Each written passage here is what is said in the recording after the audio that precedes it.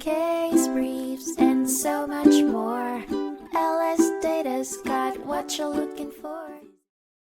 In Holler v. Holler, a 2005 case heard by the South Carolina Court of Appeals, the enforceability of a premarital agreement signed by Nataliya Holler, wife, and William Holler, husband, was called into question. The agreement was meant to dismiss the wife's claims for alimony and equitable distribution in case of divorce, but the family court ultimately found it unconscionable and unenforceable. The couple met through a magazine, and despite the wife's poor English skills, communicated over the phone for a year before she traveled to the U.S. to marry her husband. Prior to the wedding, the husband gave the wife a prenuptial agreement, which she attempted to translate, but found too difficult. She signed the document 2 weeks before the ceremony, believing it was required by South Carolina law. The Court of Appeals upheld the family court's ruling, concluding that the prenuptial agreement was unfairly skewed towards the husband and denied the wife a meaningful choice in the matter. The case was remanded to family court for further proceedings, allowing the wife to pursue claims for alimony and equitable distribution.